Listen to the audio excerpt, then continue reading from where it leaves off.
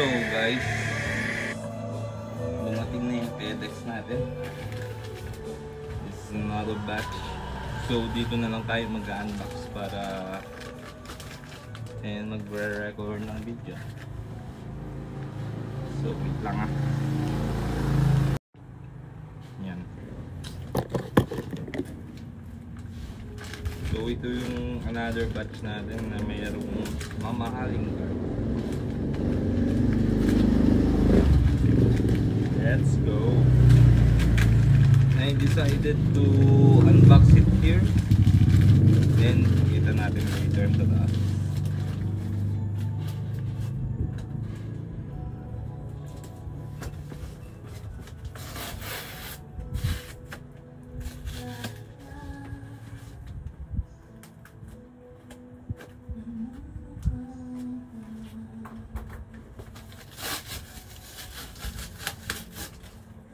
Okay, here we go.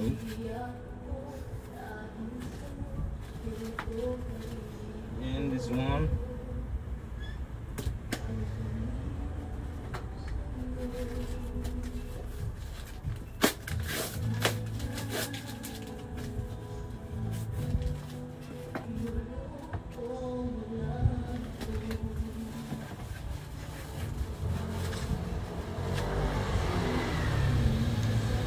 oh,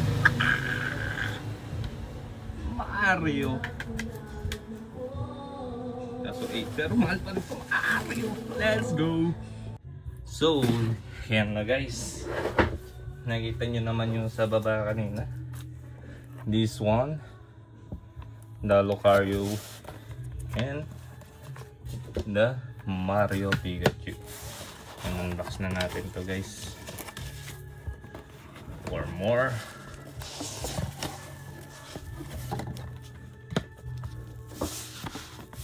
First one, Ends illustration, special illustration rare from Black Bolt. Next, Clive from, what do you call this? Paldean Fates. So PSA 9 lang. So Macdo Pikachu, PSA 9. Pikachu, PSA 9. Another Pikachu, PSA 9. 10 pala. Pikachu. So isa pa lang yung PSA 9 na. So lumabas to, pinaka highest nito is around 20k. And ngayon binebenta na lang siya around 3k per PSA 10. Grabe kasi yung pop nito guys. Yung pop nito is around 120k PSA 10. So 90% gem mint rate siya. So ayun. Likitang PSA 10. Black Zekrom PSA 10. Woobat PSA 10. So ito yung may sinabi namin na medyo may whites pero all goods naman pala.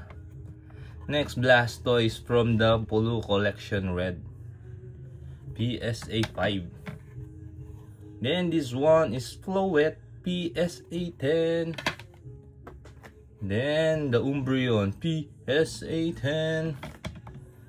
The Moltres PSA 10. The Mewtwo V-Star PSA 10. Meloetta PSA 9. Then the Mew VMAX PSA 10. Madali ko na guys eh. Then Celebi PSA 9. So all goods na siya. Wala na siya yung buhok. Doon sa picture kasi meron. Rinislab na siya. So illustration rare PSA 10. PSA 10. And the last is the Meowth PSA 10. So if you're interested in grading your cards, you can contact me at Kiel Santos. Or yeah. Thank you guys. So yun lang yung for this batch. I forgot what batch is this, but the highlight of this batch is this. Damn, so cool. So okay na tong 9, 8. Yeah. Let's go. Peace guys. Thank you for watching. So, past video muna. Bye!